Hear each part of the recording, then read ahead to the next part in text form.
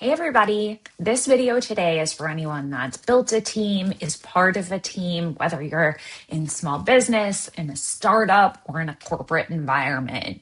We're talking about culture fits versus culture adds, one of my favorite topics. They're just a great culture fit. This is something that you've probably heard before, maybe you've even said before, and it's also quietly built some of the weakest teams out there. I know it feels like a compliment, it feels safe, it feels inviting, but culture fit usually means one thing. It means this person is just like us. And that's kind of dangerous when you're building out teams. A team full of people who are all alike usually have the same perspectives, the same thoughts, the same blind spots, the same gaps and weaknesses. But then if you have multiple people with those, it's multiplied, obviously, right? So that creates a big hole in your team. It usually backfires, and we're going to talk about today how, why, and what to do instead. After 14 years in HR and being a certified CliftonStrengths coach, I see this hiring mistake at every size team and business. So leaders, hiring managers, of any size team, whether you're a startup, in a small business, or in corporate, this video is for you. So what do we actually mean by culture fit? So nobody says this out loud, but culture fit often is, would I grab a drink with that person? Would I hang out with them? Would I go get coffee with them? It usually feels like more of a values alignment, but it's usually just same. Right? Same background, same communication style, same energy.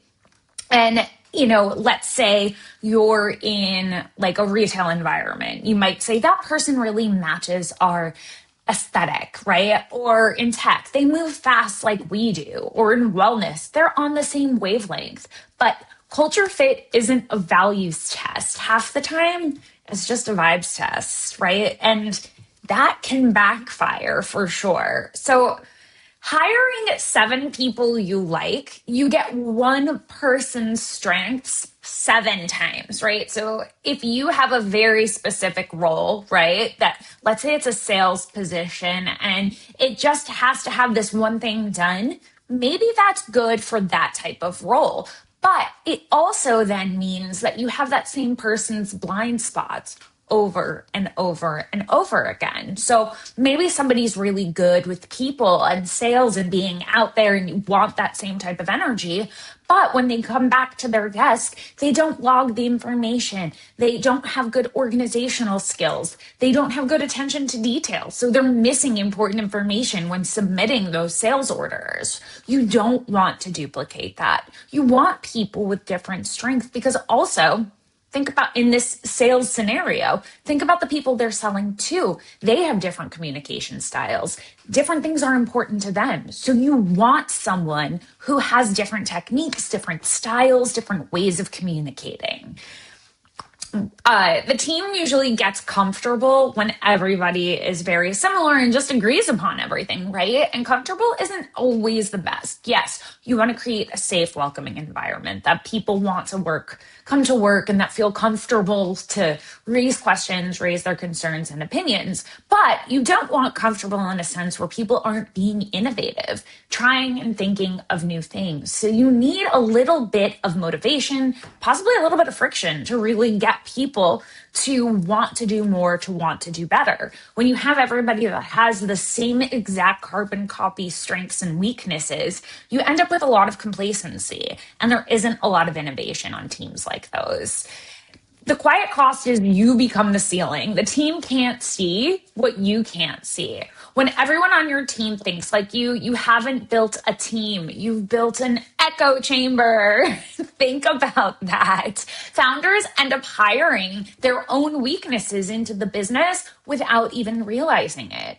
Really think about that, because as a leader, as a founder, you want people that complement you, that don't fit into exactly who you are and what you do, but are strong in areas you're not. So when you're really thinking about hiring for teams, think about where those areas are where you need to build up. So, as I said, don't love the term culture fit, right? But I love the term culture add. Think about it as a plus. This is the reframe. Culture add. Culture fit asks, are they like us? While culture add asks, what do they bring that we're missing?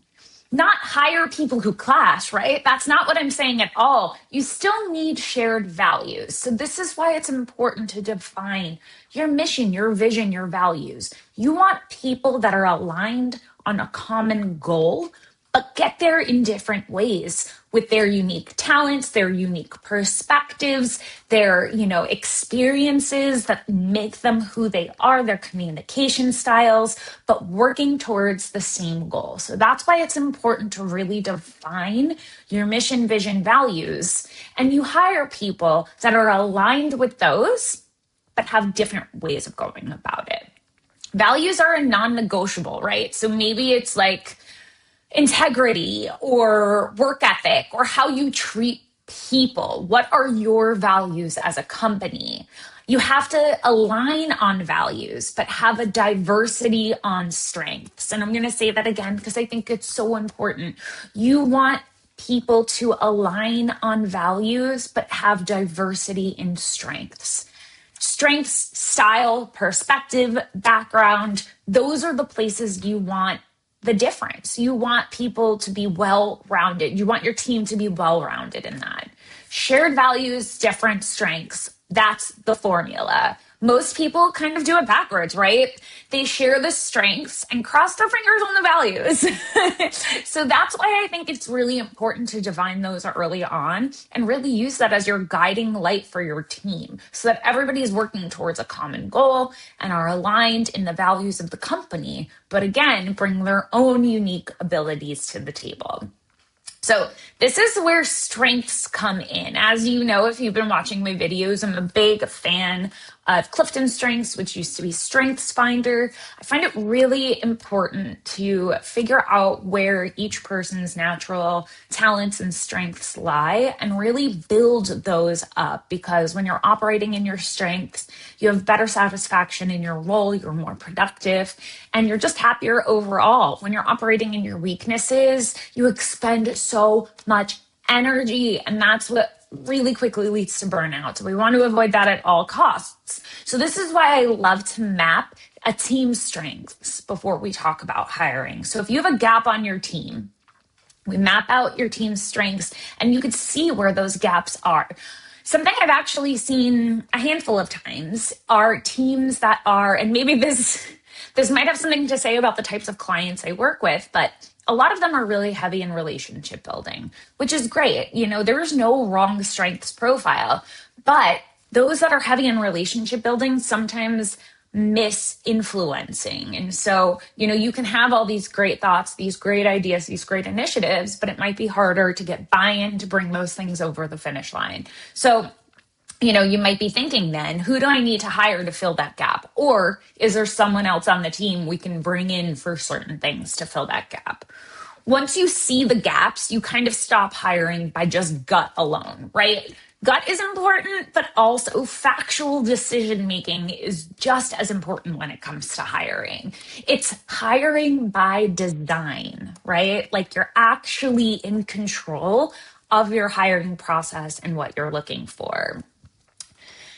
If you encounter someone who doesn't feel like a fit, they may not be the exact strength your team is starving for. The discomfort you feel with a candidate is sometimes just the gap you need to fill too. If you're like, I don't really understand their perspective or what they're talking about, that honestly may be because you have a blind spot in that area. So something I love to do is also utilize strengths during the hiring process. And it's not a hiring decision maker by any means. It's just another tool in your toolkit. It's an additional opportunity for you to gain insight into a candidate and then ask additional questions based on that insight that you've been given. So do not use these types of assessments as a yes or no. Just use it to gain additional information. I can't stress that enough. So how do we actually hire for a culture ad? define your real values. Step one, 100% define your real values, right? So 3 to 4 non-negotiables, not passionate, but what behavior earns a yes? I want you to be thoughtful about this. Think about why you started your business, what your goal is for the business, how you want people internally to be treated, how you want people to treat the people you serve. Those are your values. Number 2 is know your team's current strengths. Where are you really heavy in strengths and where are you really thin? You can't add to something you haven't mapped out yet. So it's really important, I think, to have an understanding as to where your team's current strengths and gaps lie. And then rewrite your interview. Stop asking, would they fit in? Start asking, what would they add to the team that we don't currently have? Number 4 is watch for the sameness reflex. When you feel the instant, I love them, that's a great feeling to have and it's so energizing. But I want you to pause about that. Is it alignment or is it just a mirror of your own strengths, your own ideals, your own way of working? Really take a moment to pause and then separate values red flags from style differences. These can definitely be confused. Someone who communicates differently is not a red flag. Someone who cuts corners, though, is a red flag. So make sure to learn the difference. You're not lowering the bar by putting these into practice. You're widening the lens so that you have a better understanding of what your business and your team actually needs. So let's talk about what actually changes. Meetings where someone actually catches the flaw that you missed. Hey, that's great. We haven't caught this before. Thank you for bringing a different perspective. You have ideas that are better and more well-rounded and fulfilled because they got challenged before you put the process forward. You have a team that covers each other's gaps instead of just sharing them and commiserating. And this can be a little uncomfortable for some, but you stop being the smartest person in every room. It's important to just be a continuous learner, right? You're the leader. Yes, you have a lot of things that you know that your team doesn't know, but you can learn a lot from them as well. And the business can finally outgrow you in the best way possible. A team that thinks exactly like you can only build what you can build alone, and they do it at a slower pace. So you want to add those people that have different perspectives, different strengths to your team to just make it more well-rounded. So if your team feels easy and familiar, that may not always be a win. That might be the ceiling. I want you to comment culture and we can discuss how I help teams map strengths and hire for the gaps. I love doing these exercises with teams of all sizes, whether you're a small business, a startup, or a corporate team. Reach out for a custom proposal because you're not going to want to miss this. Until next time.